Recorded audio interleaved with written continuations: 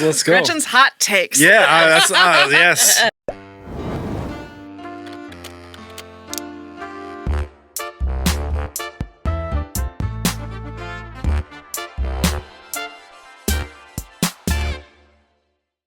Thank you so much for being here today. Yeah. My pleasure. I'm so terrible at doing intros, but I'm doing it today.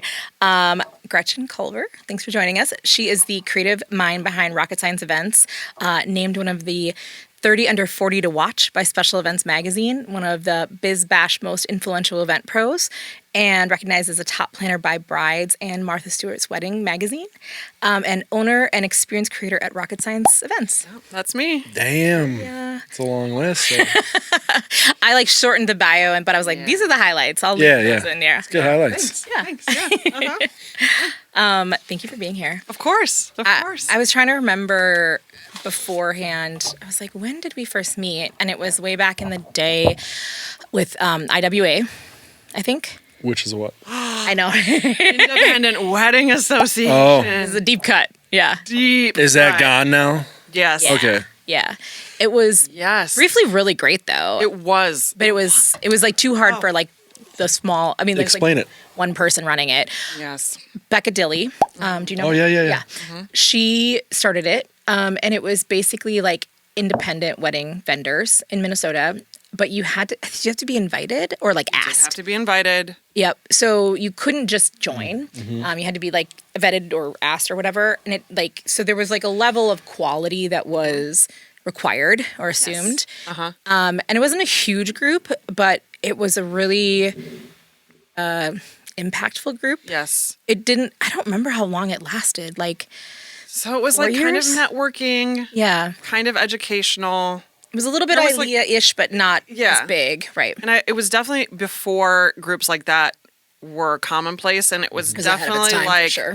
before people like met up on the internet, really. Yeah. Like, which sounds like 40 years ago. But I mean, it's just like social media is different now. Yeah. Facebook group. I mean, like, it might have been a Facebook group had it started years later. What was so good about it? I think a lot of it was just that it was like more highly curated. Like-minded vendors who are looking, I don't want to say it's like the antithesis to Minnesota Bride, but it was very much like more indie, like non-traditional. Yeah. Sure. Not cookie cutter. Right. So just like it was just like those types of individuals who are maybe like not doing the same thing every time. They're looking to push creative boundaries or just serve their clients differently. And so I think it was one of the first places to talk about like same-sex marriage and just like thinking it outside the traditional kind of wedding box. Yeah. Mm-hmm. Yeah, it was really, it was a great group of people. When I first started going was when I was at Campus Club. Yes, at Campus Club. Yeah, so it was way back in like early 2012, maybe even 2011. I don't exactly remember when it started.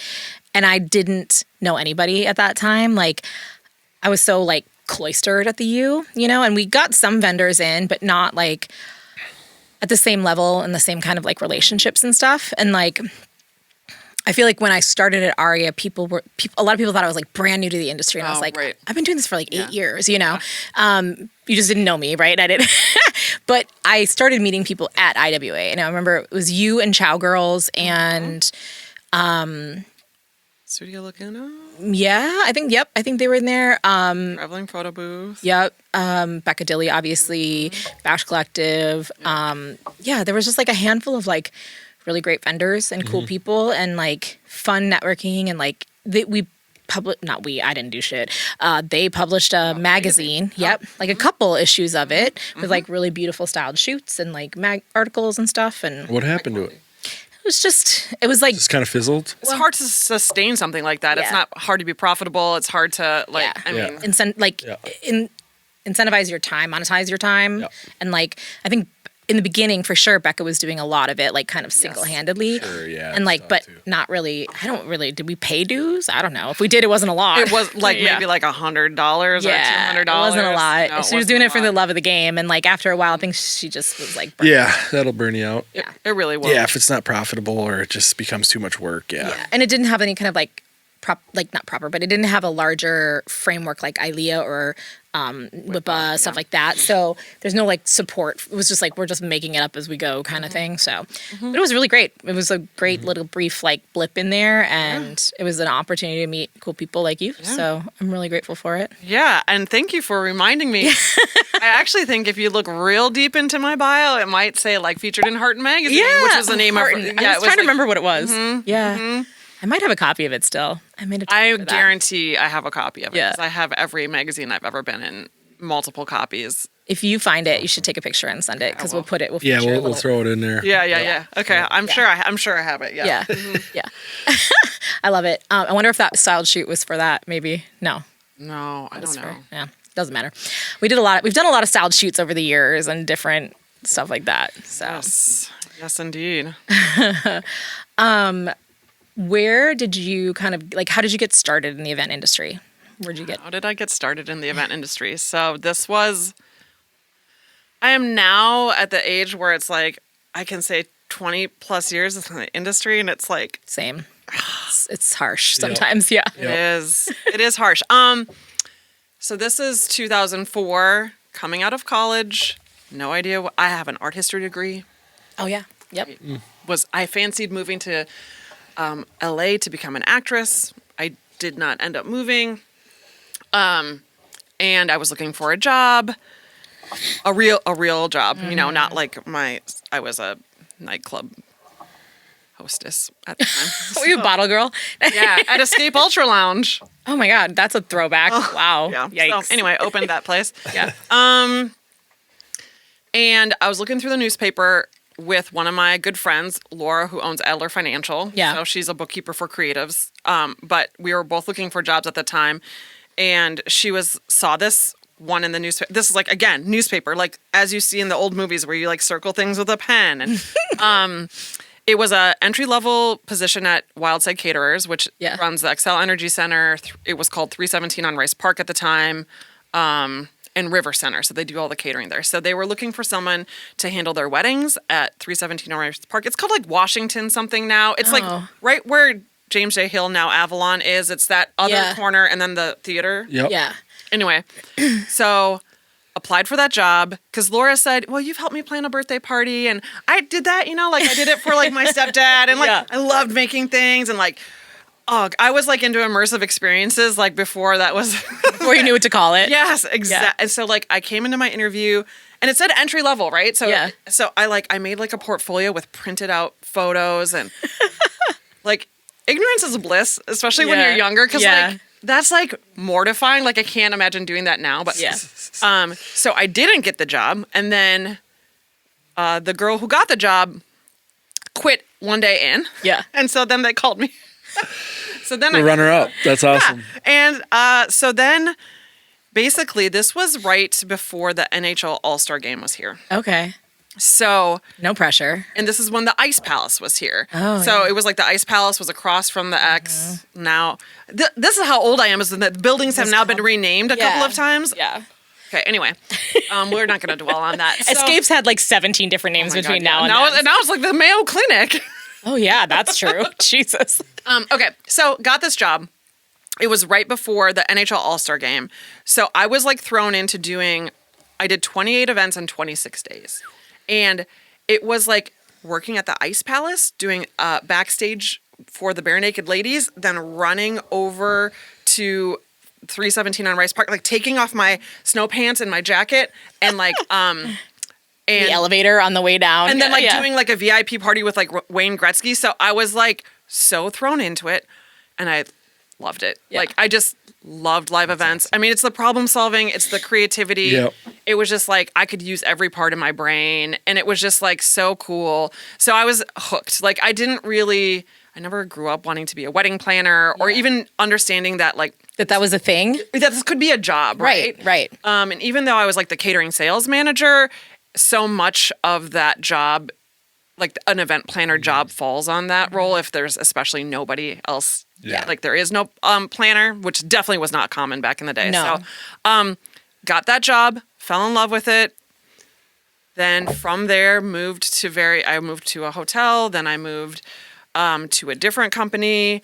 And then I think that company is one that we've referenced as shall not be named in the Sure, past. Yep. sure. In other contexts. great. Yep. So perfect. So worked there. I saw you look down for a second. Like, Built their business. Yeah, And then in 2008, I had my oldest daughter.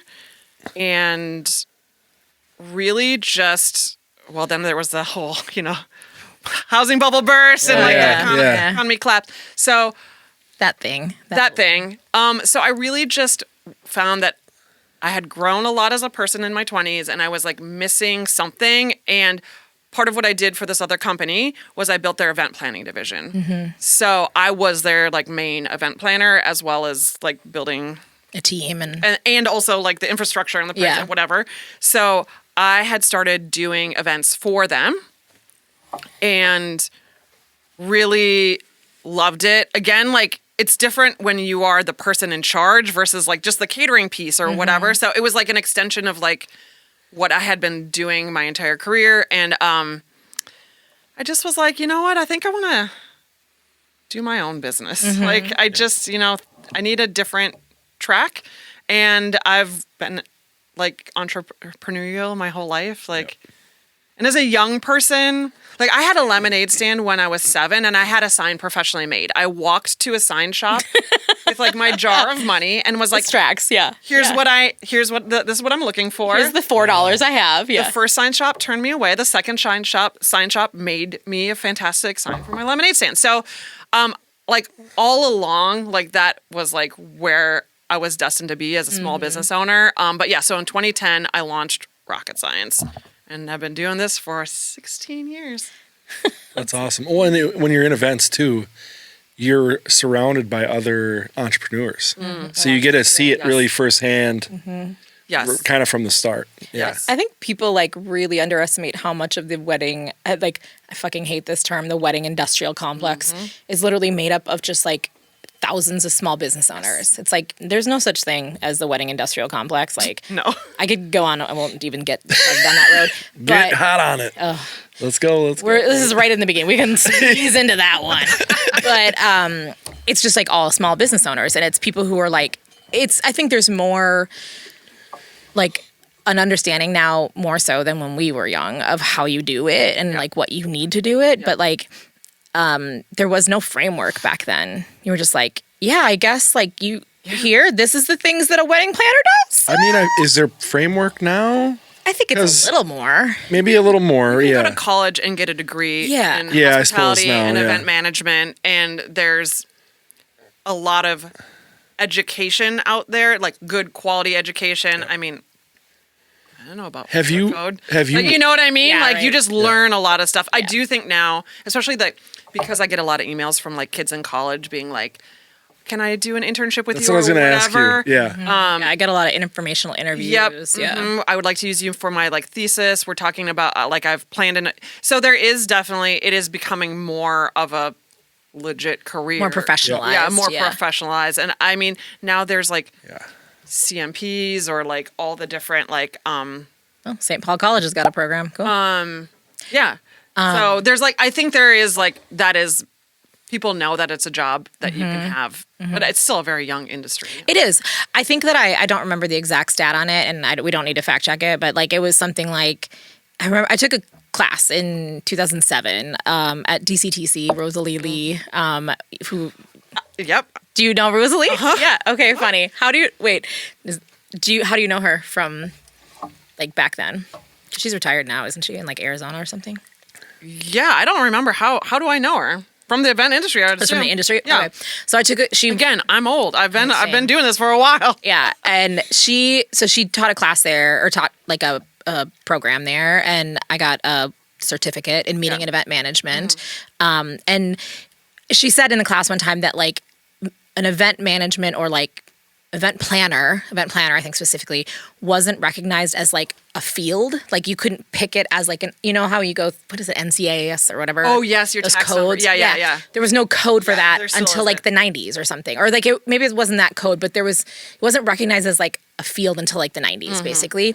And so we're like we're talking like 10 years later that you and I are starting in the industry, and it's like, yeah, everything's very loosey-goosey at this point. We're just making it up as we go. 100. I'm still making it up. Yes, exactly. That's why I'm like, where's this framework that you're talking about? 'Cause it is a little more. even for somebody that went to school, like, so you've worked with some of these people? You've had a couple interns and stuff?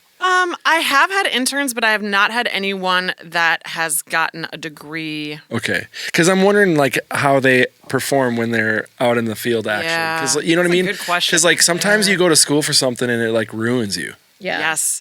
And also, I think there's so much about being a planner that you can only learn. Yes, you can only learn it trial by fire. Yeah, you can't, like, Yeah, study you can't- a worksheet and figure out how to deal with an active shooter or a down power line. Right. Or, or a cake falling. I mean, let's go simpler than some of those other things. Actually, just like I don't know if we're ever prepared for that. But we've had a couple. So Christy Altendorf, I believe, went to school for it. She's got a hospitality degree. Which I think was like probably the closest equivalent you could have gotten at that time. Yep. Ashley Skye also has a really equivalent I remember degree of some talking. kind. But yeah, I think it's. I remember a chef one time telling me that they were like, "I'll never hire somebody who went to Le Cordon Bleu, right? Because they come out with like an attitude. They think they know exactly everything." What I'm saying. Or like bartending school during. They're like they still do it.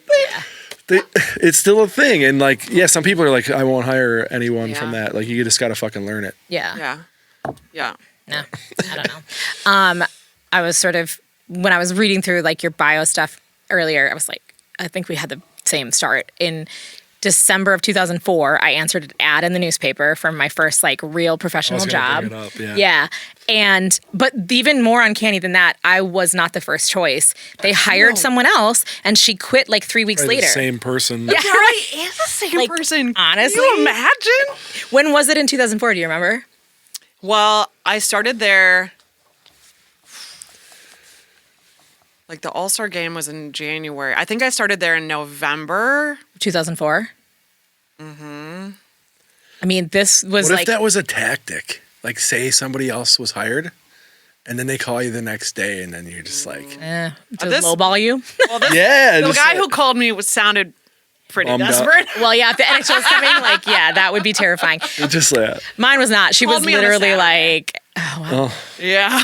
Yikes. Yeah, no, and mine was like she'd done the job for a couple weeks and then she just quit. Like she called me like, it was crazy because I was like, sure, I think I'll still take this job. I don't know. And then I ended up being there for like 8 years. So it worked out all right. Yeah, that's interesting. Wild. And like we have been friends for a long time and I did not know that. Yeah, I guess I knew that we were roughly the same age and probably started the same time and like, but we've never tracked that like progress in there. So that's really funny. Yeah, I was. Yeah.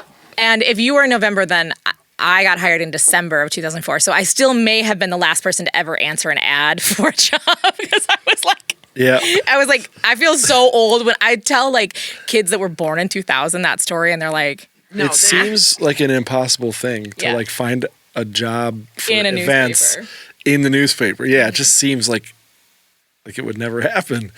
That's crazy. Both of you guys, though. Yeah. That's crazy. That is really wild. I know, that's crazy. Really wild. Weird. Wow. It is strange being older in the industry, right? Like having been here for a long time. Sometimes we clearly obviously don't look old at all. Well, no. Like we started when we were babies. Yeah. Started at 12 or so, 12, 13. Obviously. But it's like weird seeing like how things change and like seeing it professionalize over time. And that's like something that I like think is super important to our industry. And like it's a progress that we need to make, but going through all those growing pains is really interesting and like going through them sometimes and making the mistakes and then trying to teach other people how to not do it. And you're like, no, trust me, you don't want to have linens. Nope. You don't want to do that, or whatever. Yeah.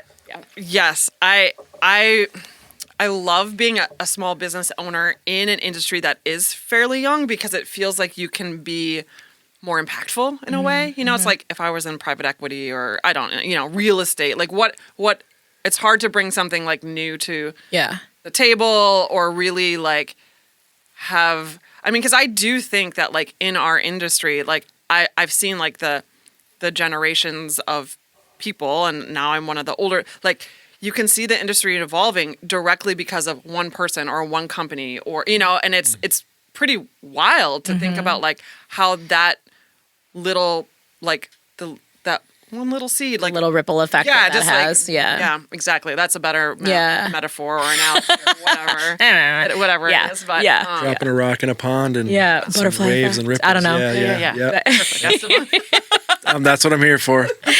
Yeah, I think Cassine and I talked about this when she was here a little bit, because like I think Aria was like one of the first places to start requiring a day of coordinator. Oh yeah, and it has like sort of shelved off to this like whole different side of the industry that like didn't exist, but it's still not enough venues require coordinators yet. Yeah. It's still just some reluctancy there. Well, and you get a lot of like. Do you think not having a coordinator falls more on a lower budget spectrum of events? I mean, there's coordinators at every price point. But like the venues, I guess, would be a lower requiring budget venue potentially, and they just don't give a shit and they don't require it. Maybe? Yeah, but there are several very high-end venues in this town that don't require a planner. Yeah. So the answer is no. And it's different, of course. Like as I started working across the country, it's eye-opening to see. Yeah. Like you're in your own little microcosm here, and like even going to Chicago is like events are done so much differently, and like every market has like their pros and cons and like the different ways that they do things. But like, you know, you never go to a venue in California that doesn't require a coordinator. Never. Like you just don't find one. Okay. And in fact, they pay to be on those lists. I think that's been changing, but you know, it's like they require that. Here it's like, oh, we can't ask that of somebody. Like that's like too much of an imposition, or like that's what we do. And it's like, what we do is like that's the like wrong answer, it's right? Like the Midwest like hard work mentality where it's like, oh, we can take care of that. Like it's just like, instead of saying, oh no, this person is actually an expert at what they do, you should hire them. Right. You'll get a better experience because we're doing what we're good at and they're doing what they're good at. You know, no, we'll take care of that for you, or that's no imposition, or you know, and then you get a muddled because experience. If you're like someone's coordinator for their entire wedding, but you work for the venue, like I'm not helping you with your invitations. I'm not helping with, you know, any of that stuff, which I don't want to fluff your dress as you go down the aisle. Yeah. I'm making sure the toilets aren't backing up. Right. And that the person who's parked in the loading dock and like blocking the other people from getting in can like, you got to get that person moved. It's just like, there's too much things. I don't, there's still a lot of things in this industry I would like to see change. Keep going with them. Yeah, I want to hear more about let's go. Gretchen's hot takes. Yeah, that's yes, right here, hot takes. But I definitely literally. I know. Esteban's always like, let's talk about more controversial things. I like those because it's conversational, and people want to learn about it and hear about it and talk shit. Like, but I do think it's going to be really fun to see when I retire. Say 10 years from now, like even I still love this industry. I just like my best friends are in this industry. Like it's just such a cool place to be in general. And I know why everyone wants to come and work in it, because it's rad. It's really fucking fun. Like, and you do really cool stuff. And like, so 10 years from now, I am excited to see like where we've come, what people are doing, who are the people doing it. I think it'll be pretty rewarding as I'm getting out there, getting my like legacy star award. That is a new category that you can get now. I feel like you're not quite there yet. Like I don't think you're at the legacy level yet. I like don't want to believe that because I don't believe that I am either. So 76% of event planners are older than 30 years. Interesting. Go up a little bit. Go back up. I wanted to see the gender. This is fun that we have like real gender live, statistics. Yeah, that makes female-dominated industry. Duh. 79%. Actually, those numbers are almost exactly like when our numbers, like on social media. That's like the numbers. It's like 80-20. Our like viewership or whatever. Yeah. 80-20. Yeah. That makes sense to me. Yeah. That makes sense. Yeah, it's interesting to see like how things evolve over time and just like where things are headed, and like having that long view on it is really interesting. Yeah. Well, because you said that's how cool the stuff we do is. You were talking about professionalism earlier, and then it's like the glorification of what we do is kind of, I don't know, like do you think this is like a glamorous job, or is like No. okay? Because like people like make it look so glam on the I think so like I just think that's an interesting topic because you see everyone trying to be all like look like $1 million, and then it's chaos behind the scenes. Yes. So it's like feel like there's like a misconception about events in that sense. It's like yes, we actually do really cool shit, but it's also some crazy shit on the back end sometimes. Yeah, well, Stress. to get the really cool shit requires a lot of behind the scenes work that sacrifice, time. Yes. Yeah, and I would say like so I came up before the time of styled shoots. So you actually had to produce events in order to have stuff on your website. You couldn't just no shade to style shoots. Little shade, a little shade. But so like you actually had to produce events. So it's like you knew that if you went to somebody's website and there were events on there, they've done events, right? Like instead of just going there and seeing a pretty picture. Yep. And that is what I think has been.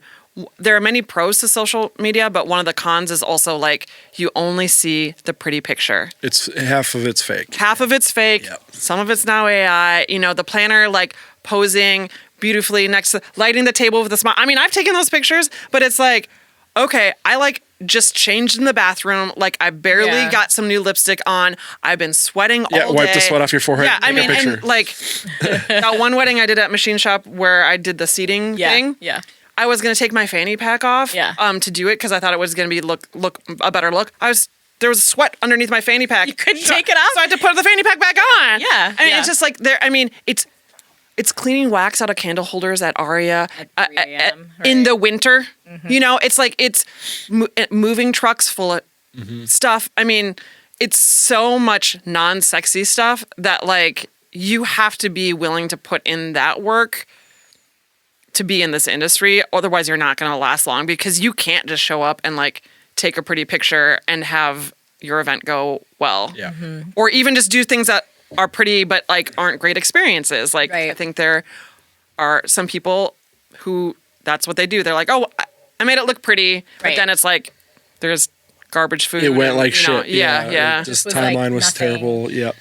I think especially for us, and I think there's a lot of people who like going to any event is still very exciting, and anything that they'll serve them is still very much an experience and all that. Those of us who are in the industry, I feel like our threshold for like what is interesting and immersive and experiential is like through the roof at this point. Like it's very hard to we're all like, they had some like acrobats or something. Like it was all right. Yeah. Martini mashed potato station. Okay. Yeah. Yeah, we're kind of numb to it all. Yeah. Oh, it was so cool. They had like a cupcake thing. I'm like, fuck this. Yeah. But to answer your question, no, it is not glamorous, but it is very rewarding. So I do still love it. What are the rewards for you? Well, let's see. Financial rewards. Number one. Yep. I mean, it's a business. You own a business. Yep, exactly. Your business exists 100%. to make money. Teaching me how to do that. Just kidding. We're getting there. I love seeing my clients and their guests experience their event. Like, we've put all this thought into it, all this time, all this energy, sometimes 2 years of planning for a wedding, and then to see the results, right? Because also, we do it. We know how bomb this is going to be. Like, those lights are going to be incredible. Like, the music's going to be great. Like, the food, you're going to be, like, blown away. It's going to be better than you're tasting. But they don't know. And so they're experiencing it. Even if they thought they knew what they were getting, they didn't. And, like, they're so overcome with joy. And even my corporate clients, like, they don't have the vision either. They walk in and they're like, I'm like, well... This was all on the vision board. It's like That's what I told you I was going to do. But and so that is like so rewarding. And then like doing new things, like the Star Awards is a great place. Like I love that because it's like, okay, we're going to do something really weird and we're going to see how it lands. And it's just like, it's so fun to be like, oh, did you see how people were like interacting with this? Because the guests are always the X factor too. Yeah. You don't know what they're going to do. And so like, I often, even now, like think about many of my events that like, just that fills my bucket, you know. and keeps me going is like, and then having clients who are excited to try new things too is very helpful, because I think that's part of why I'm drawn to this, is because it's a creative outlet for me. And like being able to like create these experiences in a very creative and unique way. That's the fun part for sure. Yeah, hell yeah. Yeah. Not being able to walk for 2 days after an event because your body is so sore. Yeah, like concrete venues nowadays. Yeah, my knees will be shot for 2 days. Yeah, I know. I feel like we're all, like, those of us of a certain age, we're all going to, like, go in for, like, a group discount on knee replacements at some point. I literally searched earlier today, like, what can I do for my knee? Because my right knee, because I still play basketball and shit, but it's like my knee keeps bugging me. I can't even, like, do a legit squat right now. My knee just kills out. Oh, do you take And I'm, like, looking at, like, what kind of shots can I get besides cortisone? Like, I'm looking at peptides and shit. I'm like... Do you tape it, though? No. That has been a game changer for me. I looked at braces, though, earlier today. Just, like, the K-tape or whatever. Yeah, no... This is like a kneecap. No, I know. That's what I'm saying. Yeah? I'll teach you how to do it. All right. I fucked up my knee when I was in Barcelona, and I literally went to a dozen different doctor's visits because it was so painful for like over a year, and they it was like bullshit. They kept being like, you should lose some weight. And I'm like, well, fuck you. You know, like, I get it, but there's something wrong with it, right? Yeah, right. And, or they'd say like, well, there's nothing on the x-ray. Like, I don't know. Blah, blah, blah. So one night in like misery, I was like Googling like something, and then I read this thing about like your knee having a floating kneecap kind of thing where it like moves, I'm grabbing it right now. Like, and we're all like, what's happening with our knees? It's literally like 2 pieces of K-tape that you put on with your leg extended. I think I know what you mean. Around your kneecap like this. And then it changed my life. Like within a week, my knee was better. Wow. After a year of it being fucked up. And now whenever I'm... Okay, here you go. This is how you're doing it. So... Order me some K-tape. Yeah. Sponsored by K-tape. Now when I know I'm going to have like that exactly there it is. like okay. that one Schnikey. knee stability. Yep. So now when I know I'm going to have like a 16-hour day, I tape my knees and I feel fine. Oh, they don't feel... I mean, I don't feel great, but I feel a lot better than I did before. So I've also started wearing compression socks. Yeah. I haven't done that yet, but I want to start doing it. I mean, Bombas... Okay, I also get to wear sneakers to my events. So like... That is, so I just put on my compression socks too. Good shoes is really important. Good shoes is, I mean, yes. You change shoes throughout the night? Not anymore because I wear sneakers. Okay. But I will sometimes, like if I have nicer sneakers for the event, I will do like setup sneakers that will be different. Mm-hmm. Or boots if it's wintertime. You're hiking through the snow or whatever. But yeah, I used to like have like 3 pairs of shoes. When you said boots, I just pictured you at McNamara in your water boots, putting garbage in the water thing. I have a clip of that, actually. Yep. We'll put that in too. Put that in there. Yeah. For Star Awards, for context. Yeah. I wasn't just littering.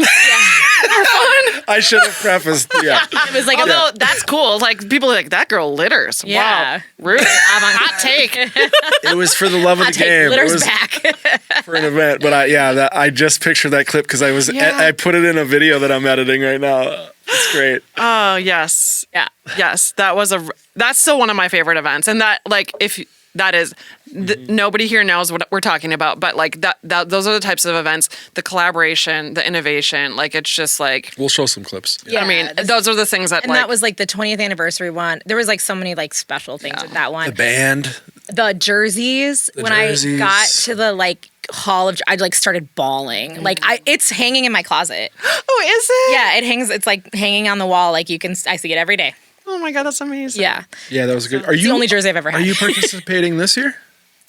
I entered. As a award winner potential? Mm-hmm. Okay, cool. Mm-hmm. I think we're competing against each other. You did best group effort? Or? I didn't write anything. D'Amico wrote all my entries. Oh, yeah. There you go. There you go. So beautiful. I was designing a new website and You're like, nah. Yeah, that's fair. I barely got ours in. Yeah, like literally, it was like 11:53 that I was like, "Do you have that video still?" And it was, I'm like, "Nope." I was like, "No problem." Oh yeah, there's my new website. I was looking at your website and it looks really nice. Thank you. You got a new logo too, huh? I did get a new logo. Yeah, I remember it doesn't have the rocket now. It doesn't have the rocket, but I love the name. How did you come up with the name? Okay, well, thank you for asking, Esteban. The aforementioned Laura of Adler Financial. So when she's been my best friend since I was 19, so a long time. Mm-hmm. But going back to if people get it or they don't get it. Yeah. So when I was working at the shall not be named company producing events, we had a big wedding out on Lake Minnetonka, like valet, transportation, horse-drawn carriage, like, all of the logistical things. I'm also day of coordinator. That's it. Fireworks show that's being launched off from the lake. Just a day of coordinator? Correct. Oh my Tent God. on the tennis court, all this stuff. So I'm doing this, and like the day before, one of the assistants calls out sick. And so I was like, Oh shit. I mean, I didn't know who to call. And so I was like, Laura, will you come assist? Mind you, before she started her bookkeeping business, she worked in like city planning. She's going to be mad because she's going to watch this and she's going to be like, you still don't know what my job was? And I'll be like, still no. Yeah. Anyway, she has like an environmental sciences degree. Oh God, she's going to be so mad if I get any of this wrong, but whatever. She loves me anyway. None of us know what our best friends do. I know, right? Okay, thank you. My friends don't know what I do either. Okay, It's fine. thank you. So, she said yes, she'd help me.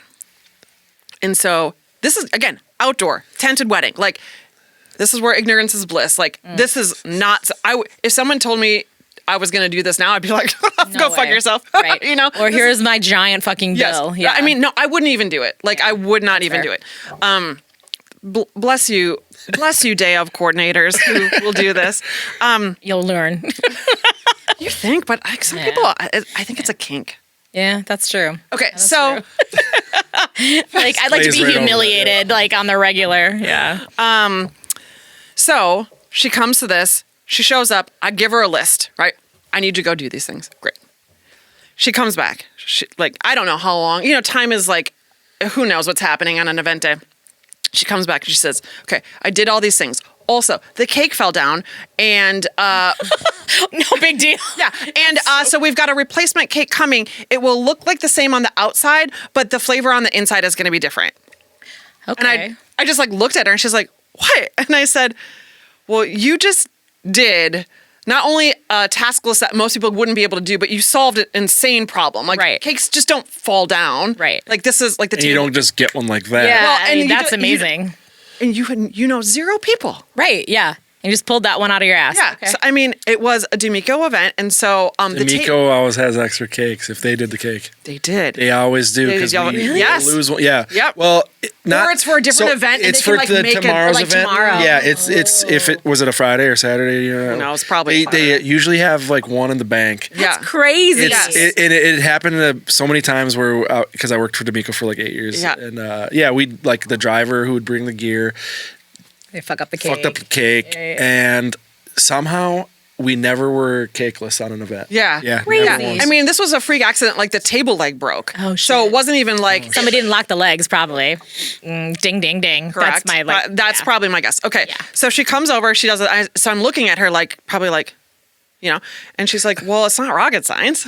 And Okay, that's what I was wondering if it came from something Yep. about events, Yep. and it's like it's not rocket science. So then I said to her that same day, I was like, if I ever start my own company, that's what I'm going to call it. And then fast forward a year or two, maybe like a year, I was like, yeah, it's not taken, so I'm gonna do it. And I didn't want a business with my name. Yeah, Like I didn't want to be same. Gretchen Culver Events or whatever. So I always thought like, oh, I want to do different things, so I want a different kind of name. And it served me well because people remember it. I don't need a business card. Yeah. Like I'm like Rocket Science Events. Like they don't forget that. Right. Like they're definitely gonna forget. it's a phrase Gretchen we've Culver. all said. It's Yes. not Yeah, and rocket it's not science. hard to Yes, spell. It's that's why I like. It's such a Yeah. catchy one. Yeah. And people like when I'm on event days, when I say it's not rocket science, then everybody laughs. Yeah. It's like such a fun joke. Yeah, it's a clever name. Yeah, it's great. So that's how I didn't come up with it. Really, Laura did. So yeah, everything about my business, I would not be here today without her That's hilarious. support, I love that. and encouragement and That's a good story. bookkeeping skills. I didn't want my name as like my business either, and so it was like the exact same. We have too many parallels. It's kind of weird, but I was literally like, I don't know exactly what I'm going to do with this, but I know kind of. So like, I want to be able to look at the bigger picture of things, whatever, And then when Cassie and I are in meetings with people, and we'll be like, like the the bigger picture. Like other people say it and they're all like, oh, and we're like, yeah, exactly. This is what we're here for, you know? So yeah, it works well. I like that. We're so like-minded. We're even wearing I know, we're complimentary matching. blazers. Sorry. We Esteban. got a little color. Color there. Yeah, a little bit. It is actually a little hot in here. I'm gonna hold You on. are in event black though, so that is Yeah, appropriate. yeah. appropriate. Yeah, And I with got great pants. yeah, with your event, like TV like swag on. Yeah. Yeah, you're killing it. Gotta flex a little bit. Oh, just kidding. No, just kidding. Like my kids at the dinner table. Oh shit. Your like art history degree, like how do you feel like that plays into what you do and how you do it? Yeah. You guys asking the hard-hitting questions. This is great. I actually for a long time didn't realize that it actually was useful. Because art is just storytelling. But also I love the visual inspiration. And so I'm able to, like, when I'm designing, think about different forms of art or different artists and the types of works they produce. Actually, for a long time, every one of my events had an art historical context to it. I know, because we did that styled shoot at Machine Shop. Yeah, that is still a banger. Yeah, it is really good, honestly. So good. It was when Machine Shop wasn't even finished being built yet. Yeah. And I was like, I need to get some like models in here to do some shit. And Gretchen's like, I'll do a styled shoot. And like, we were I have a literally good video for you, Esteban. I'll send it. Of Jessica making fogger Oh yeah, in the venue for the atmosphere of the shot. Yeah, that's right. I remember. That's so What funny. was this? The A can of spray? some It was like hairspray or it's like a something? fogger. Yeah, It's like an something like you that. create like atmosphere. Yeah, you can get. Yeah, I Yeah. think I have some at home. yeah, and like there was a pigskin or something. There was a whole pig. Yeah. But it was a Francis Bacon inspired shoot. Yes. So, but yes. So, but my couples, I used to have like for weddings, it would be like, this is inspired by, you know, whatever. I've kind of gone away from that, but in the design process, I'm still very much like thinking about that. And also like, I did one in Chicago that was at,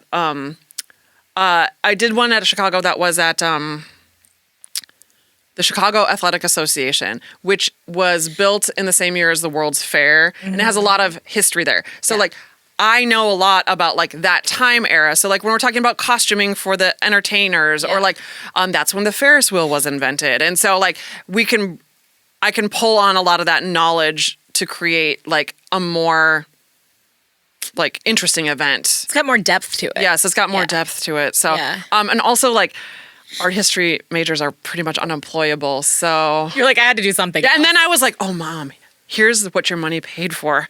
Look at, I'm using it all the time now. Cool. No, she's proud of me. No, that's great. But it is also memorable because it's like I didn't remember that it was Francis Bacon, but I was like, there was something about a pig. I don't remember what it was, but I knew there was like an actual like piece of art that inspired it. You know. And I think I can understand like being less literal about it as you go along and things, but it's a cool like. Who's Francis Bacon? He's a painter. Okay. Yeah. I think it's called 1946. Oh, Esteban, you are in for a treat with it. This pulls up on the screen. yeah. Or 1964, maybe. There is the artist and there is the philosopher. So I believe that is the philosopher. So you want to like type in Artist. Francis Bacon, like 1964 or artist. Yeah, go there. And then 1964. Yeah, maybe 1964. This is not very interesting to your viewers, I'm sure. But 1946. There it is. Yep. Okay. Images, maybe? Yeah. Okay. So that I is what remember the it now. shoot was inspired by. With the carcass. Yeah. Oh, okay. Yep. But if you see, and we can find some photos of it, like the how that was translated. Yeah. It was It really is. cool. Yeah. It was really cool. I'm just saying this right now. This is a reveal for your okay. listeners. Yeah. I'm actually planning another shoot. That's artist inspired. Cool. That Liechtenstein, if you guys know. Yes. Yeah. So I'm very excited about it. So it's So like, you're still passionate about art. yeah, and it's like a fun way. It's like an interesting way to be. I find I'm most creative when I have some sort of boundary, right? So it's like my clients come in and they have some ideas or, so this is for that shoot. It was like, okay, how do I use this art as inspiration? And so it's a fun source of inspiration that is like more than just like fashion or travel or like we're using pasta as inspiration or whatever, which is cool. But like, to me, this is like a good tie-in. I like it. So it's like, that's interesting to take an image though and use that as a framework to create a whole event though. That's interesting. Yeah. And I did an editorial shoot for the Knot magazine that was at the Walker, and that was also based on like a series of prints that they had there, which was pretty cool. So yeah, I think it's actually surprising how many art history majors are event planners. I know 4 besides me. Really? Mm-hmm. Huh. Interesting. I think there's just like that design or that appreciation for aesthetics and I can see that. Yeah. Mm-hmm. It's like interior design. Yes. Yeah, it's kind of. Yeah. And then like the other like 96% of us are like comm majors, like because we didn't know what the fuck we were doing. Cassie and I are both comm majors. Yeah. Oh God. Yeah, I thought it made me unique, but no, there's a lot of art history majors turned event planners apparently. Who knew? I love that. Who knew? I feel like this is like kind of what you've been talking about, but like things that you'd like want to change in the industry or like. Oh, now we're at hot take time. Yeah, let's hear it. This one's ready. Let's go. I mean, you live in Minnesota. Mm-hmm. We live in Minnesota.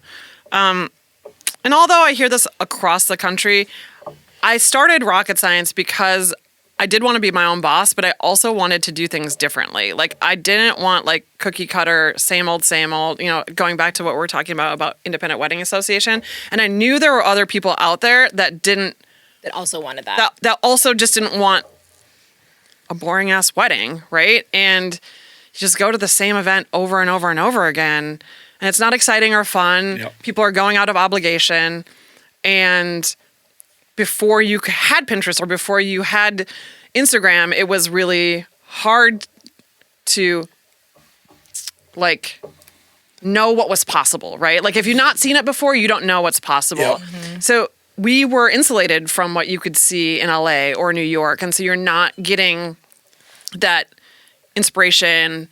You had to wait for it to like come out in a magazine. Right. Yeah, exactly. We were insulated and now we're overstimulated. Yes, and now we've swung the other way for sure. So yeah, I really wanted someone to like want color or like just, I mean, the very first wedding that I ever did was at Solera, R.I.P. Solera.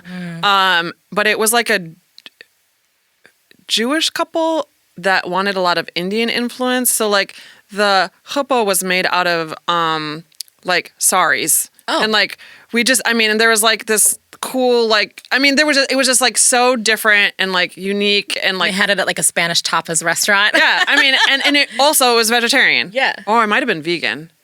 Maybe it was one of the two. Yeah. That's what I won my first Best Wedding Star Award for. Hey. But like that's the kind of couple that I've like always been like wanting to speak to. And now it's easier to speak to them because people are they can see what's going on and they can like, but I still find a lot of people still kind of boring.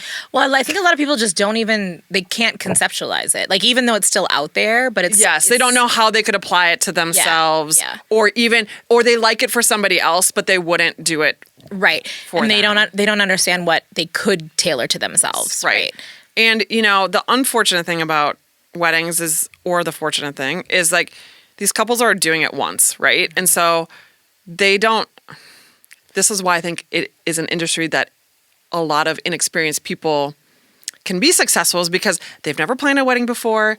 They don't know how it's supposed to go. Mm-hmm. They don't know what it's like. They don't know what their money could get them. Right. Like they don't know the alternate options and they're never going to do it again. Right. So like if that day went well, great. They don't know how much better it could have been, or if it went bad, like they don't get to redo it. And like, it's just like, so I think that it's like, and like maybe they've been to some of their friends' weddings, but like those are also kind of all the same. So, so yeah, and that's why I think now too, I've been doing more corporate work because they are interested in more like creative or innovative, like technology, like still nobody's. I wanted to do one of those like aisles with like where you like shine the light down and like it would be like rose petals. Yes. And then like you'd walk through and they would scatter. Yeah. I've been wanting to do that for like 15 years, you know? And it's like, yeah, I can't convince anybody to do that. But in corporate, like they're like, oh yes, let's whatever the coolest like technology is, like let's bring it on. So, yeah. But yeah, my hot take is that a lot of people are still boring. What makes so what would be some ideas for them to make their wedding more fun? Well, I really like it when couples lean into what makes them unique. And I will say, starting my company 16 years ago, people were definitely more into like, oh, this is how you have to do it. You know, bouquet toss or like garter toss or dollar dance or those things. They felt like the expectations. Yes, right. Like we have to do a plated dinner, traditions, like this is how it's been done. And that is one of the huge shifts I've changed is like people are more interested in like making it more about themselves. And further than just like a monogram with their initials, you know? Yeah. So that's really, really fun. But that's what makes events memorable is that you're going and you're like, oh, you know, this is so Matt and Gretchen, right? Like you can see the couple in every decision that's been made, from like the food to the lighting to the music to the smell. I mean, that's what's really something that's going to stay with your guests. And I think that's what everybody wants is that I don't think people want boring weddings, but they still do them. So I don't know. It's tough to say. It's interesting. Yeah. Yeah. And I think like people underestimate how much like they could like bring in from their personal lives. Like, oh, you like your house is all decked out in mid-century modern. Like, why wouldn't you bring some of that into your wedding, you know? Or the one thing, and the things that like, you know, 10 years ago, 15 years ago were like cutting edge are like so passe now. And this is not a diss on anyone. And like, I still think it's very cute, but like your signature cocktails named after your dogs, you know, or whatever. Like it's cute, right? But it's like, it's not, we've talked about this before where it's like the things that like 15 years ago were cutting edge are now like the bare minimum. Yeah, you know? That's true. I mean, that for sure. Yeah. I was going to bring this up because I saw this article, and honestly, some of the ideas in here don't seem like good ideas. I was going to see what your take was on it. Okay, all right, love it. What do we got? Okay, this is fun. I just read adult ball pit. Yep. So, nope, bad idea. Right, some of these I'm like, really? Listen, this is the thing with these adult. Can I just point out one thing about these? People rent these sometimes and they bill it with 2 inches of fucking balls, and then somebody jumps in like full-fledged thinking they're going to be like in a balls foot and a half and get hurt. Yeah. Yeah. This one does look like it has an appropriate amount of balls, and there's also maybe a shot of actual balls. Yeah, right. Clearly. And also, I feel like this is obviously the right couple for this experience. Okay, so I'm going to rephrase that. I don't think this is a hard pass. I think if you're doing it to be cute and like, oh, we had a ball pit at our wedding. No. Do it right.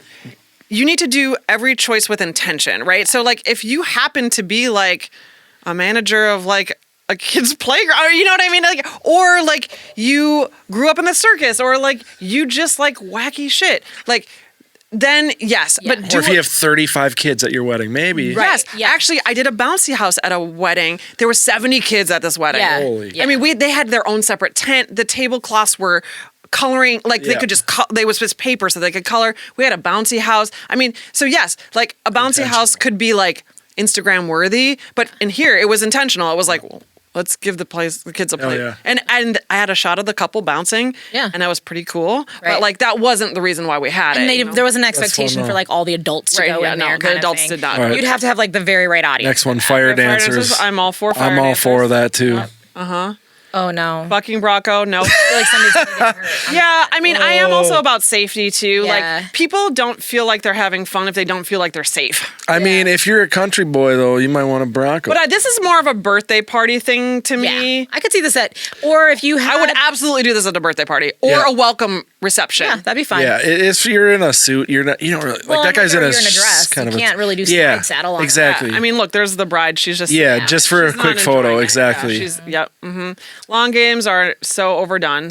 I was see gonna say another that. giant I feel like you Jenga, see them at all. oh my God. Yeah, And nobody they're- plays them. No. Right. And those giant Jengas, oh my God, when people So would put the loud. giant Jengas on the second floor machine shop. Oh my And God. the crash that Oh would, my it would God. literally every time I like have PTSD from Yep. it. Oh my God, who is doing Tug of war, I hate No. that. No. So I don't like Space that. hoppers. No, I mean, unless you're an incredibly quirky. What if you're a kindergarten teacher? Maybe that's like so. Yeah. Yeah. Yes. A lot of these things seem like You had a bunch of kids. if I you have a guess. bunch of kids, yes, give them those balls to hop around on for sure. Yeah, I'll take that.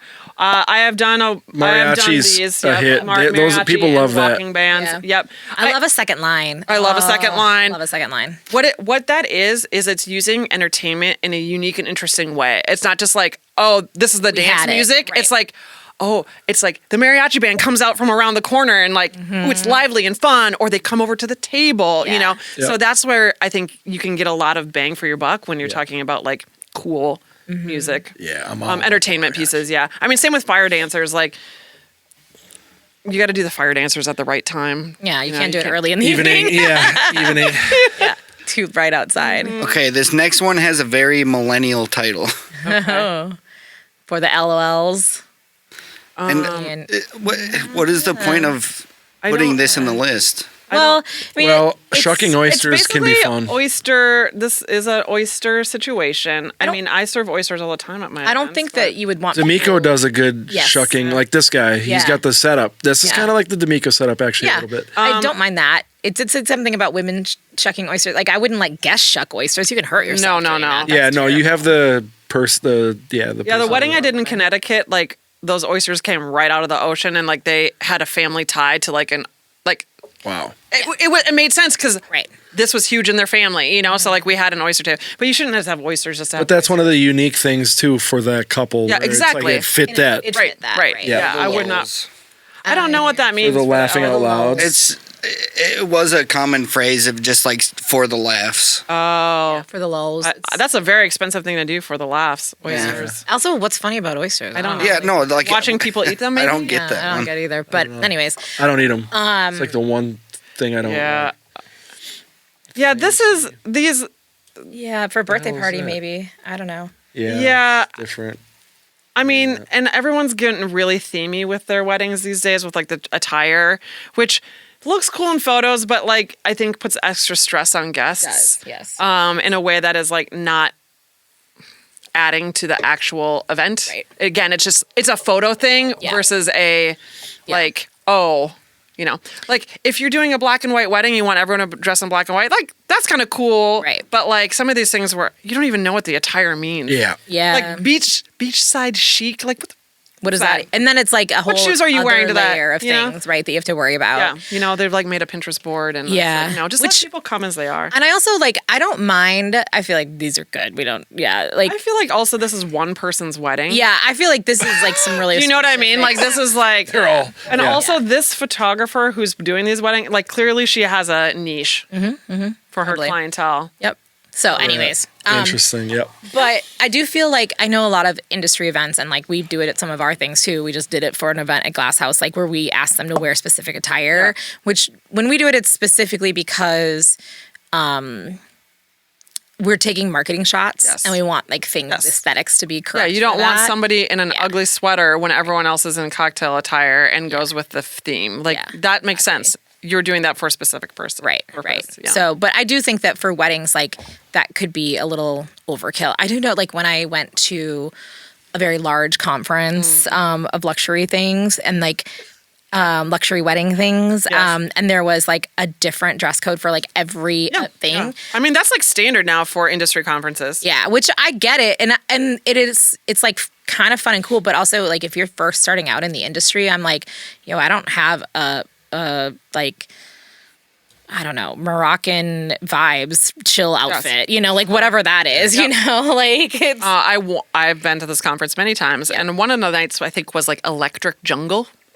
you're like, cool, what's the fuck is that? I did actually nail that dress, Yeah. but like also it was very stressful. I did not like it. But yeah, I think the dress codes is a thing that we can go back to Yep. a little just simplified. cocktail attire, black tie. Like There's another hot take. Let's get rid of these Pinterest boards. Let's like let people come as they are. They're going to have a better time. Yeah. No, that's real talk. And also like a lot of times like in the past I have then had to buy something new Yes. for that, which is like it's not the most sustainable thing. No. Or people are getting fast fashion then or spending too much money, and like then I think it contributes to the burnout of going to those kind of things or like being involved in them, because like it's too much. Yeah. Like go costume or just don't.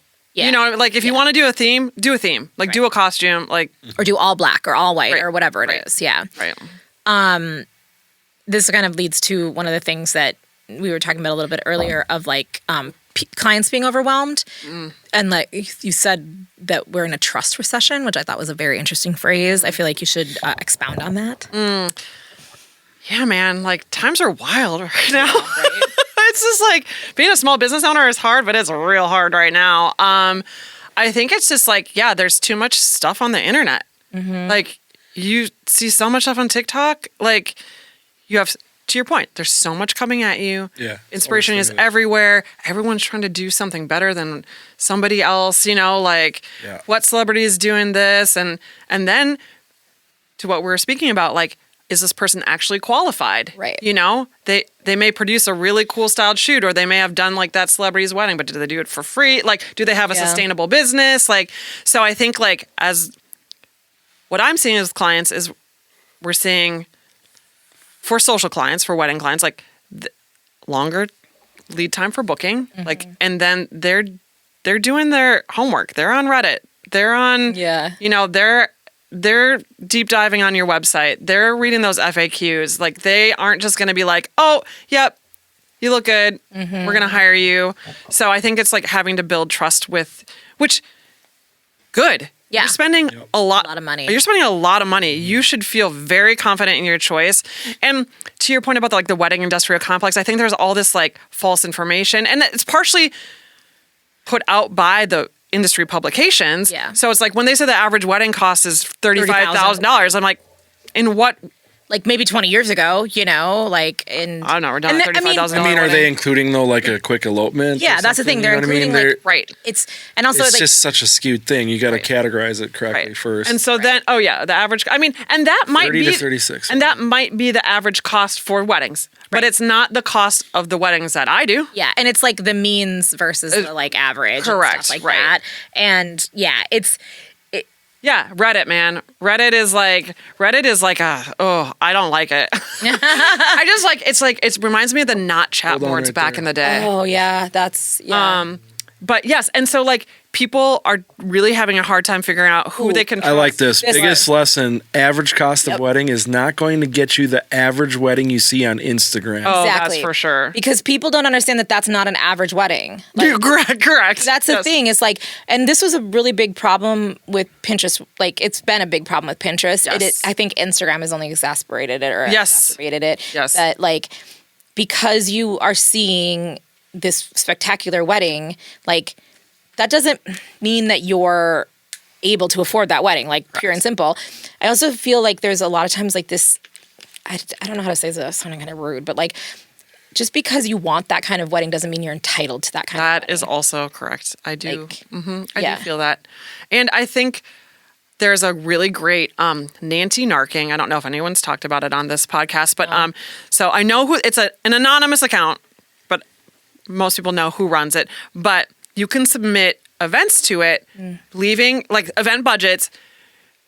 The information is published anonymously. It'll also be like SoCal wedding, 400 people, you know, it was X amount per person. So it's actually a really great source of information. So, interesting. So you can actually see the cost of these weddings that you're seeing on Instagram. And Nanty, Nanty, Narking. But like, so it is great information because they don't show pictures. They don't say any names, and I think that's really key because, like, you want to see a picture of a 4,500. You can get the sense of it still. You can get the sense of it, and it's just like I think. I don't think we need to. But anyway, so that is like one of the places that's really I think, but it's hard to get the right information, accurate information in front of people, and now people are using AI to search things. So it's like it's and if that AI model is pulling from from 36,000 is they're the gonna average. it's the garbage in, garbage out. Yeah. So and like it's that's tough. Like I get super irritable when I feel like I've harped on this before, but like here we go. But it's this chair is different and it's hard to sit in. Oh, do you want to switch? No, I'm fine. What am I? I'm just used I'm to in a like weird one, having too. arm rest or whatever. But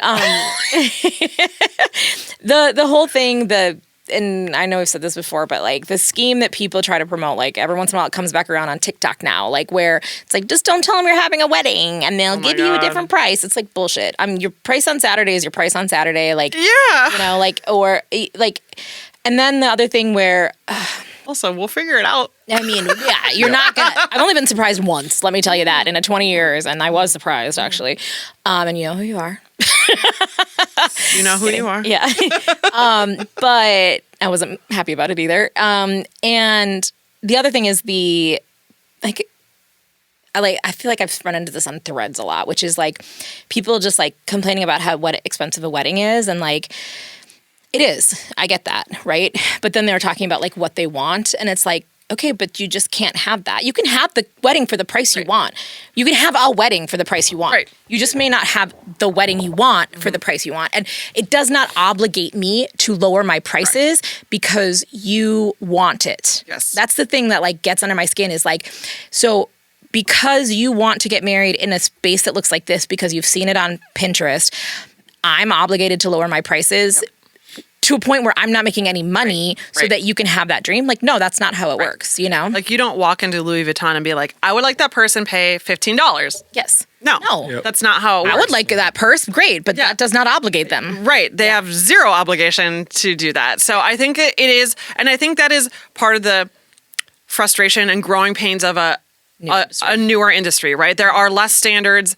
And also, I mean, think about like, during COVID. And I mean, now things are just also so much more expensive. Yeah. So their friend got married 3 years ago. And It's so now escalating so fast. it's escalating so fast. They're like, well, I don't believe you. How could flowers be that expensive? My friend got it for this. And it's like, costs have gone Tariffs, through the roof. Baby. Yeah. I don't know. Take it up with Congress because like we can't. Supply chain. Yeah. I mean, like, it's all the things, but it's like, things. that just is another thing that just like perpetuates this like lack of trust in the vendors. And it's unfortunate. And I hope like in the next 10 years, we do see some like, more standardization or more like accurate information, education, out there. More right. education I for mean, the couples. Yeah, that budget website feels like, because it is like some of the calls coming from inside the house sometimes, because it's like bridal magazines putting out things that are not accurate, Yes. or they're being obscure about it, which I cannot stand the $1 sign, $2 sign, $3 signs. What the fuck does that mean? Right. Yeah. Like, on a scale, it's bullshit. Yeah. I get that, like on a scale of like 1 to 10, like, you know, $4 signs means something versus 1. But if I don't know what 1 is, how do I know what 4 times that is? You know, and the consumer doesn't know. Yeah, it And, like, doesn't make any sense. I know because I'm in the industry, Right. but you don't know. And so if you're assuming that the $1 signs is $1,000 and I think it's $5,000, like we're talking about vastly different things. Yes. Yeah. And I feel bad for the couples because they are just coming in and they're just like shell shocked. And then you try and be transparent about pricing.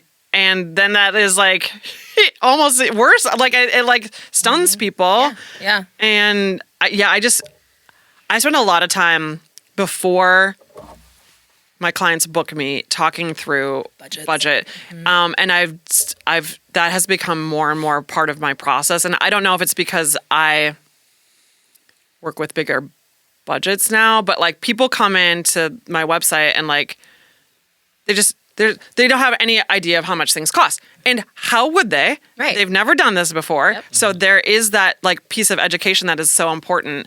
But yeah, I just feel it does rub me the wrong way when people are like, oh, they're just trying to scam me. No, I'm just trying to like send my kid to college. Trying to survive. Do you know how much college is? Yeah. So Yep. Or when people are like, venues are so expensive, I'm like, well, is your house expensive? right. Because so is this giant building that's Yes. 4 times the size, you Right. know? And all the people that work here that make this thing happen seamlessly. And like there's only so many Saturdays in a year, right? Or there, I mean, there's like what 52, but also you don't want half of those. So I've got 22 Saturdays that I can capitalize on, and I'm gonna capitalize on it. Yeah, supply and demand. Yeah. Simple economics. 100%. Yeah. I just like the rage that runs through me when people are like going on tangents about that, and I just want to be like, no one is obligated to give you what you want for the price you want it. That's just like not how the world works, like, you know. Yeah, I want a Lamborghini, but what the same. fuck? Yeah. Exactly. Exactly. Yeah, I'd take a lot of things if I could just get what I wanted for the price I wanted. Yeah, you can't walk into like the housing market and be like, but I want that house for $150,000. Like, you don't get that house. Yeah, it's just like a different experience trying to sell an event in an experience versus a tangible good. Mm-hmm. Yeah. And I think there does need to be a little bit of like a reckoning of just because you've seen it on Instagram or Pinterest or wherever it is, doesn't mean it's for you. Like it doesn't have to be for you. You can do your own thing. You can have a $30,000 wedding and you can still have it be very cool and very like interesting by like, I think to a certain extent, potentially like hiring a professional just to help you figure out how to spend your money wisely. Like, yes, maybe not hiring like a full service planner, but somebody who's like, you know what, like just talk me through how to spend my money or like where to put it. Cause I get it. They don't know, they're not educated on it. It is very daunting. It's overwhelming. And like a lot of times they'll hear from somebody like, oh, I spent this much on my wedding, but they're not adding up every single like nickel and dime. No, people do not remember how much they spent on their wedding. No, they do not. They either grossly overestimate or way under. 100% do not. And they don't want to tell people sometimes too. Oh yeah, especially here. Yeah, exactly. Yeah, here it's like I got it on clearance. It's right. Okay. This came from Kohl's. Yeah, exactly. Right. I had a coupon. Yeah. Yeah. So it is sure. definitely a thing here, I think, and I mean everywhere, but yes, I think even more so here than other places. Yeah, for sure. Yeah, sorry. I will like the professionalization topic gets me kind of. Well, also because our industry isn't as standardized or modernized. No, that's not the right word. Whatever. Like people also undercharge because they are a lot of small businesses. They are going off of vibes and they charge whatever. And so like if you are trying to shop for a planner and one planner has a $30,000 minimum and one has a $3,000 minimum, you can't tell it's how are you able to accurately understand the value of some of these services? Like photographers, like there are photographers who charge $100,000, right? And there are photographers at like $19.95, and I can guarantee you, many, not all, but a lot of clients cannot tell the quality difference of and at a certain point, you're buying the brand, right? That's the thing. Like some of them are doing it just to say like, and also because if you're spending that much money and you want to be published in Vogue or wherever, that's fine. Yeah. So like after a while, like your watch just still tells time, even if you have, a Rolex versus a Timex. Yeah. But yeah, it is really hard when you have a lot of vendors. I find this with florists a lot too, because like they have a hard cost than how they are able to like mark it up or charge for their time. It's just like I get some of these floor proposals. I'm like, how is this person like making any money? A living. Right. And like, is this person like overcharging? Now I have like insight into that, but if you are a random couple, how are you going to be able to compare apples to apples? You can't. You don't have the skill set to do that, and like that's really unfortunate. And like I wish people, you know me, I've been talking about this for my entire career, is like raise their prices and charge what they're worth. But like it's just something too that just sometimes happens just out of inexperience and ignorance. Yeah, and sometimes like there's a period in the beginning where you might strategically charge less until you can get your feet under you or whatever while you're still waiting tables or whatever. Right. But then, like getting to a point where you're meeting a par of the industry a little bit more or like getting closer to it. Right. It's also like hard for people to understand the intrinsic value of like, well, why don't I can just get a day of coordinator because like I'll do all the stuff beforehand, but they don't understand how much all that takes. And like, I don't know what the answer is for educating people on this, but it's hard. It's super hard. And it's like no one in the industry, this is where we get into like the wedding industrial complex. There are very, very few people in our industry that are there to take advantage of people. Like there are some bad actors. There's no doubt about it. There are some that we could talk about after this. You know, like there's some bad people who do shitty things and nickel and dime people. But the majority of us are trying to be as transparent as possible. Yep. We're trying to be as upfront as possible, trying to educate you as much as we can. But like, I don't know. I like kind of lost where I was going with that, but because I get a little heated about it.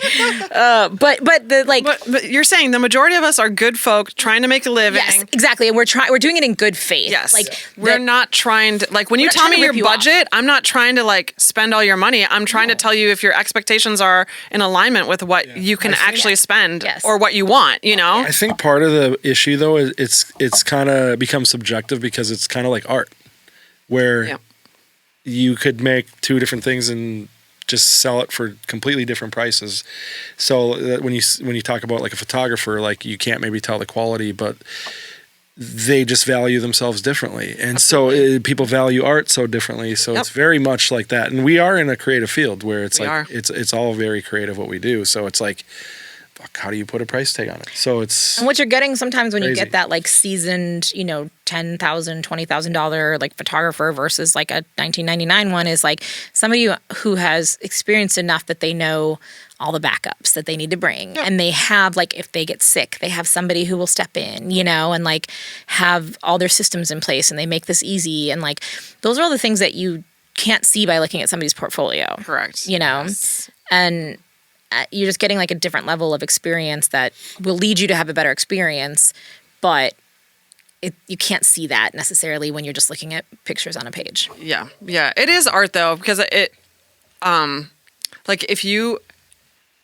gave me a client and a different planner, the same client, we would design totally different. Completely different. Two different vendors, different design, different aesthetic. And so that makes it even doubly hard. Like, okay, whose work do I like? And like, yeah. And that's where I think a lot of the misconceptions come in too. It's like, well, this planner was $1,000 and why is this one $15,000? And it's like, well, they're making different fucking art. It's very different output and just like that they're gonna the experience could play into it. Like there's so many factors. So yeah. Some people just like expensive things, so they'll buy things that are expensive. Honestly, it's bigger allure sometimes. Yeah, they just so they can say, "Hey, I spent $250K on mine or whatever." I had a question for you. What do you think's the biggest risk you've ever taken with a client? I would say that is the wedding that I did a couple summers ago where I memorized all the guests' names. I heard about this actually. Rochelle mentioned it on the podcast. Yeah, because she was like, I don't want to ever have to do that. Yeah, she's like, don't tell anybody about that because I don't want everyone to have to do that. She doesn't have to. Well, also just becoming a standard. Yeah. Just, is it? No.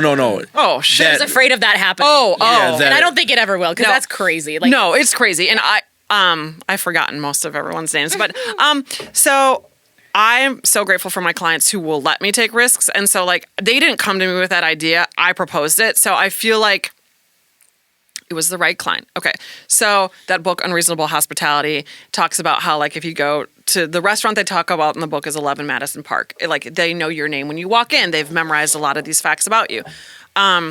So I would not have suggested this except this couple's event was Michelin star inspired. Like we did a 5-course meal. Like it was very much hospitality focused and they love to eat. And like, so we were really trying to create this type of restaurant experience. Like, again, it's one of those things that if you just like do it to do it, there's a wow factor, but like for them, it really did like fit into the story they were trying to tell. Part of that framework again. Yep. And so I was doing the deck reveal where I walk them through everything. And I was like, here's what we're going to do for your seating chart. Because I thought, we're doing a restaurant. Let's just do like a host stand. Yeah. People can check in. You know, that'll be cute. And then I was like, oh, no, I'm going to memorize everybody's names. And they were down for it. And the cool thing about this couple is they also had no expectations of me succeeding in the best way. Like they were like, it's cool if you don't do it. Like if you a binder back. So explain it better because I don't know what you mean. Okay. So like you talked about the host stand, you didn't do that. So I did have a host stand. Okay. But people came up to it. But as you come up to it, I'd be like, Esteban, so good to see you. So you saw a picture of them? So the couple had provided me a picture of every single guest. And then I made flashcards. And, oh man, I was so excited. I hit my mic down. Okay. I think I know how to tighten up a mic. Pause. There you go. Yeah. I know how to tighten up a mic. Okay, this is not my first rodeo. She went limp on us. Experienced event planner right here. Okay. So I memorized. So I said it only works if you get me all the photos, which they did. And then I memorized them in like batches. And then every day I would quiz myself on them, or Hannah, my daughter, would quiz me on them, and like, and then when it got to the wedding time, it was ceremony time and everybody's sitting down. So I was able to like case the perimeter and connect the guests in their current attire to their picture, which was hard because a lot of the pictures, because they didn't ask their guests for pictures, they just found whatever picture they could. Right. So like some people had sunglasses on. Some people, this one guy had like a hoodie on, like or that was a hat or something. Yep, and like was totally tied around his face. So I'm like, they just picked their like profile picture off. I was gonna say like women change so much. Like I look very different at an event than I do in an everyday. So I was able to walk through the crowd and like, I was like, oh, that's Anna, that's Derek. And like, I was able to put those together. I did have a binder backup. And I also thought, worst case scenario is I just ask them for their name. They don't know that I've memorized everybody's names. Yeah. So I missed 6 people. Okay, that's not bad. Out of 196. Yeah. Wow. And that's because I was given bad pictures. I'll throw my client under the bus. Hoodie guy, I knew his name, and he tried to pretend he was not the person. I was like, no, man, that's you. But it was the people with sunglasses.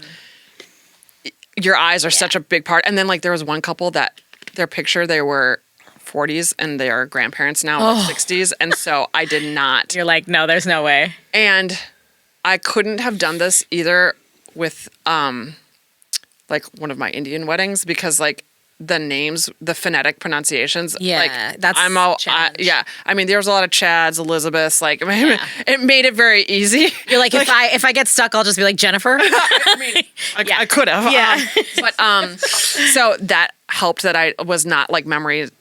There were like, they're names that I'm familiar with. Yeah. And so, they came up and I that's exactly what I did. And then I had a team of 5 hostesses that then walked them to the table and sat them at their seat, just like you would at a restaurant. Yep. And we did it in 22 minutes at Machine Shop. So that was, I think I blacked out during it, I like watched the video back. But that was, I think, the biggest risk. And I couldn't have done it if their expectation had been like, you're going to nail it. You're going to nail it. They're like, it's okay if you forget somebody. And it's like, it's not okay if I forget somebody, And like, so I think that's like where I have been like able to like push myself. I would say like Star Awards in general is a great place where I've also been able to like, take good risks.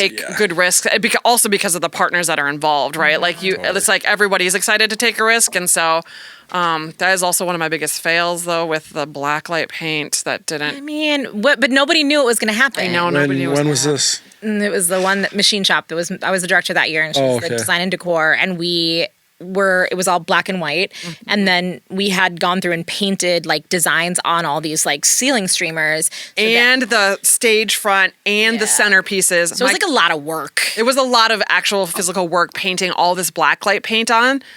Well, there's 2 different types of black lights. Yeah, so like we were gonna do, because the theme of it was the unluckiest bash. So like everything was like macabre kind of feeling, and then like the power went out. Then we did like a power down where it's like I was there actually. I was catering that day. Oh, okay. Oh yeah. And then when the power came back on, it was supposed to be a black light, and then you were gonna be able to see all this like this different element. And it didn't. Just couldn't. It didn't. And so I have those black lights. No one knew. No one knew. But like those are the types of risks that I definitely like taking. But that is the best part, is because nobody knows either. So that is like, I always tell people like something is going to go wrong and nobody's going to know about it. And maybe the client doesn't even know about it because it's a live event. You just can't control everything. But I am definitely fortunate that my clients allow me to take risks. I also did a 120-person bike procession across the Stone Arch Bridge for a wedding.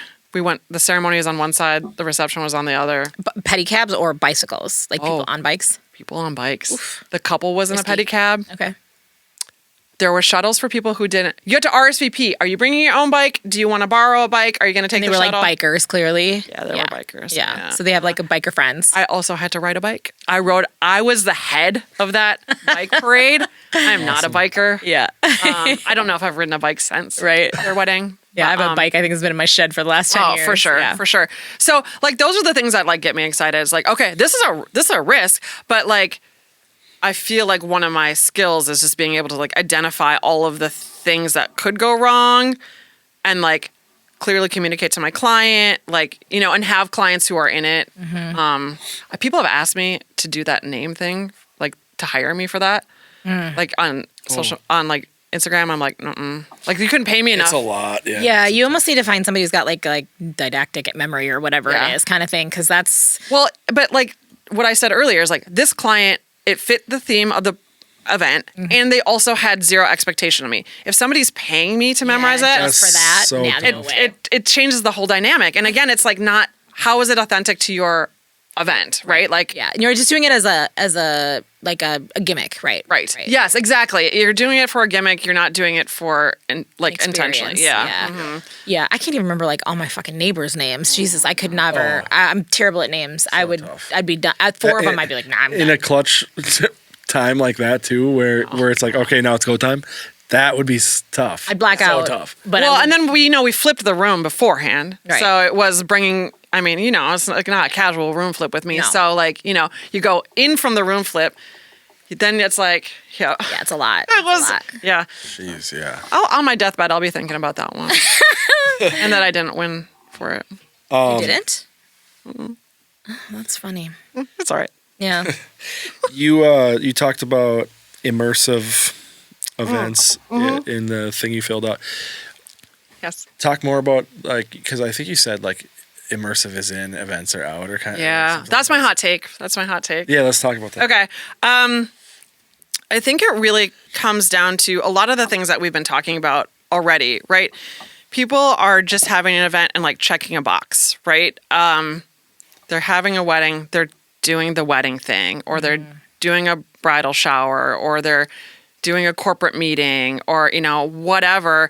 And they may understand that events are important, or they've always done it that way, and so they're just going to continue to do it, but they're not really getting to the why behind the event, right? And even corporate events have a why, right? Like it's like Priya Parker's book, which is so great. Really gonna just mention that. What's the name of it again? The Art of Gathering. Art of Gathering. Yeah, I believe. It's a great book. But and that's like a smaller scale. But like I've been doing a lot of work in San Francisco with like these like tech clients, and it's like, okay, what is the point of this event? Like, are you just throwing this baller party to throw it, or no, actually, you want to create brand connection with, you know, your company and this other company, or you want to create like it's a lead generation event, right? So it's like you approach things differently when it's not just like, okay, we're doing the after party for the conference and now we're just gonna do this. Or like registration. Registration kills me. Registration is the beginning of your event and everybody does it so poorly. Like, it's just a lost moment to create connection, to create engagement, to set the tone. Like for the Star Awards, when people died and walked to the light and like were met at Heaven's Gate by like in a Dante's like 9/7 circles of hell or whatever theme, right? We didn't kill them. So, but like, okay, so registration for an event is kind of, you need to do it. So how do you do it cool? Well, if you come in and there's a coffin and then there's a light and you walk towards the light and they're like, welcome to heaven. May I have your name? Yeah. You know, like there's like that is much more memorable. So like to me, it's like, don't have an event, create an experience, and it requires thought and energy and time, but like that makes your ROI so much better. And like it makes your wedding, I mean, if you have a wedding and you have a wedding that is more than just two people at a courthouse getting married, you want something from it. Yeah. You want legacy, you want memory, you want something. But people just, and if you ask them why, they would say, well, we're getting married. Right. Or we want to have a party. Right. But like deeper. the legacy, the memories, the content, Right. like whether people want to admit it or not, is a lot of what they want. Right. And so it's like, you're spending a lot of money. Yeah. Get what you ultimately want. Right. And like, that's to me where it's just like, okay, people are kind of getting an understanding like, yeah, okay, let's do events, but no, let's do the experience. And like, we're talking about all the things like, you know, the moments that are overlooked, the things that are overlooked, like scent, right? Like I still don't understand why we're not doing scent at every event. There are companies that can do it, or like using things like entertainment, like we're talking about with the mariachi band, in an unexpected yet meaningful way, where it's just like, oh, we need to have a cocktail hour between the room flip for a wedding. Okay, make that cool and fun. Yeah. Like it doesn't just have to be some butler passed hors d'oeuvres and some Giant Jenga. And giant Jenga, right? Yeah. What can we do to make that cocktail hour really unique and special so your guests are like, oh man, like did you see the drag queen doing pull tabs, or like you know the wandering musicians, or like the you know whatever. There's so many different things that you can do if you just like put a little extra investment in it. But I mean, also, I think a lot of people, to what we've been speaking earlier, don't have that creativity. Yeah. And so you do need a team of pros to help you take whatever ideas you might have and then just like refine and like curate and like dig deeper and help you like get the party that you actually really want to have. You just don't know how to do. Yep. I think though you can also get that. And sometimes I feel like we're a bit like biased on this podcast because a lot of us do higher end stuff, right? And sometimes I feel bad because I'm like, not everybody can afford like a big giant wedding or whatever. Right. But everyone can figure out what they really want out of it. Yes. And like, even if you're having a backyard wedding, if you can really like dig deeper to like figure out what it is you want or the experience you want to create for people or what you want them to remember from it, you can put your money into that. So like if you really want like the danced portion to be banging, then you give your money to a really great DJ, right? And then you get Chipotle to cater the meal, you know? Like people would still remember the shit out of that. I'd remember Chipotle at a wedding. I would love that. I had Chipotle at my wedding. I mean, I think there is a certain level of like regret people have when they don't do the things. Yeah. That, because like they just think something's kind of cool or whatever, or that or it's DJ, trendy. Or I just wanted somebody to play music. I don't need a DJ, and then they regret that kind of shit after that. Yep. And you don't have to pull that thing up because was that what you were doing? Yeah, I have a whole thing, but no, because we already we're pretty deep in it already. But I think just people, and I wouldn't necessarily call it buyer's remorse. I just think that people forget the meaning of why they're doing it. Exactly. And then they regret, I didn't do that thing, or I didn't get that photographer. I really wanted pictures. Yes, right. I wanted good photos, and I didn't fucking spend the money on the good photographer. Right. Or, or get the good DJ, or then I just did a playlist and then nobody danced, you know? Right. Or I wanted if you a bigger want a dance wedding. party, you need a DJ. Or a band, or whatever, you know? Yeah. I mean, like, and it really, like, it doesn't matter what your budget is at the end of the day, as long as you're, like, really going deep into that, like, what is my why do I want this, and what do I really want to get out of it? And, like, that class that I took with Rosalie, that was one of the things that, I mean, it was, like, in 2007, so I'd been doing this for a while, but I was newer in my career. And one of the things that she, like, showed us or talked about was, like, every event needs to have goals and objectives, right? Yep. And, like, I can't remember which one. One of them is like quantifiable, one's qualifiable. I don't remember. Oh, yeah. Yeah.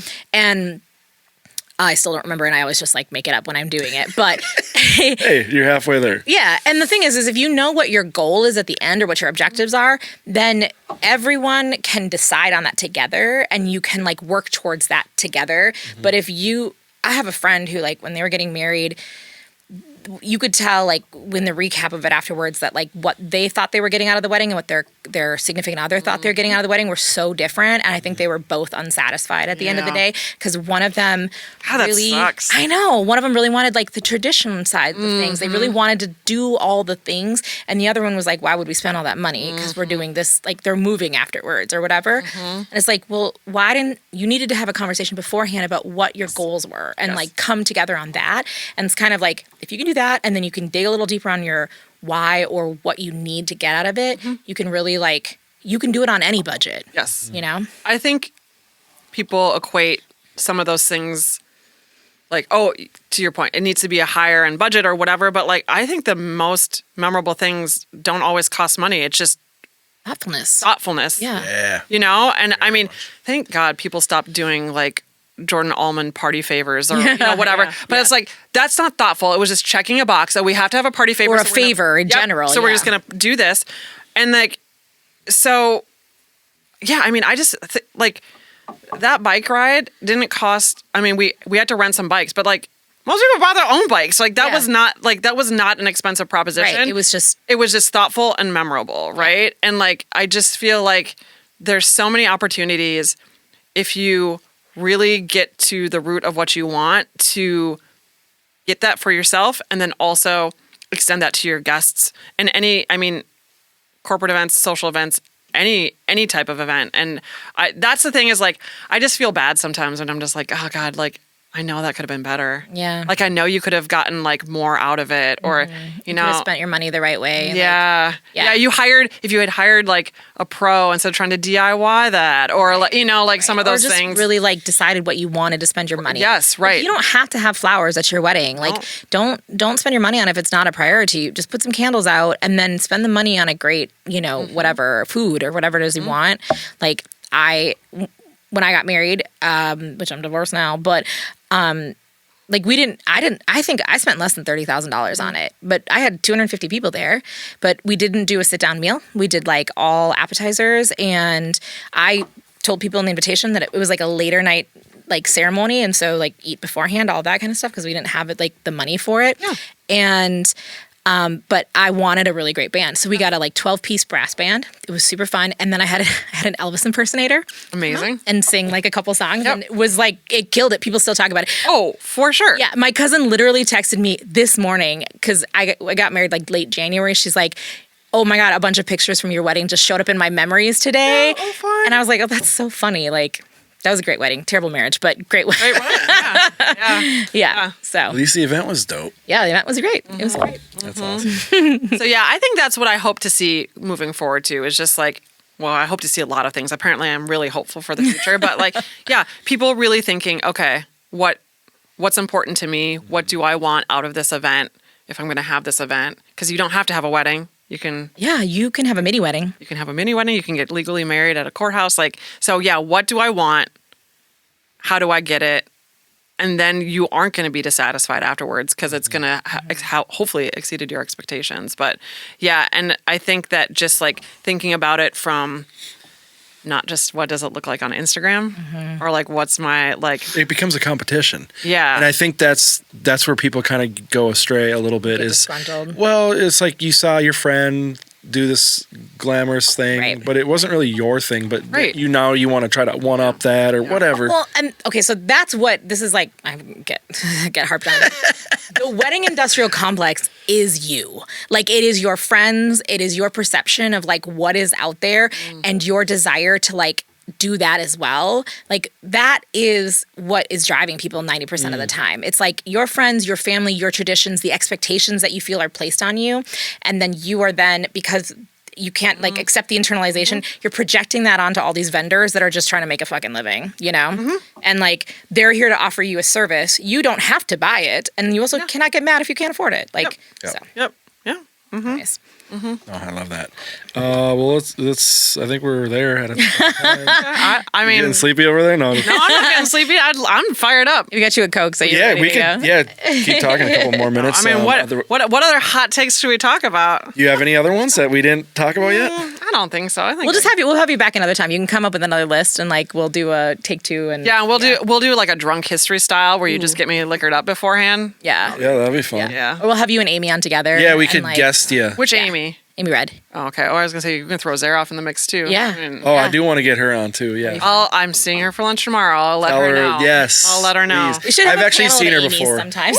I saw Amy at an event. Where was that? I don't know. But she knows about the podcast, and she was like, she was like, she used to have her own podcast. Yeah. I don't know. Hyperbole. Yep. I'm not sure if she's still doing it or not, but yeah. Yeah, she knows what's up, and she knows a lot of people, and she's like, oh, she's also been doing it for a long time. Yeah, it's I like want to get around. It's humbling when you're in the company of when you've been doing it for. I mean, she was like, I remember when this linen company didn't even have floor length linens, and I had to like. Woof. Can you imagine that those days? I know. So like every time I think, I'm like, thank you, Amy, for pioneering. for pioneering some stuff for me too. Yeah. And now we can go on the internet and order thousands of different options from BBJ or whatever. So. Oh yeah, for many different options. companies. But yes. So I don't have any more hot takes. I don't think. Well, that's all good. We'll do another round. Yeah, I'm gonna do round 2, and I'll come up with another list. Do you want to shout out your company at all? Rocket Science Events. Yeah, and they find you where? At rocketscience.events. That is my Instagram. Dot events. Yeah. Oh yeah. Oh yeah. The Instagram. Innovation, man. Like yeah. So for a while it was a really bad URL though, because some websites didn't recognize it as a real email address or like a website. So yeah, rocketscience.events is my website and my Instagram handle. Awesome. Which I need to start posting more on Instagram. Yeah, same. I'm terrible at it. Oh, we all. Oh God, Instagram, man, a blessing and a curse. Yes. Yeah. Every time I think, nobody looks at my stuff on Instagram, then I'm like, oh no. Yeah, they do. They do. Yeah. It's like your business card these days. It is, literally. Yeah. Very true. Yeah. Well, Well, thanks what so you're doing much. here. Yeah, thanks for having so much me on. for coming on. Thanks, we finally made it happen. For the record, also, this is like the 400th attempt that we've made. I know. Every time I was like, hey, are you free when we're doing our next recording? And she's like, I'm in New York. I'm in California. And I was like, fuck you. Like, I know. Yeah. I know. But it was worth the wait. Yeah, it was. So thank you. It was fun. Thank you. Yes.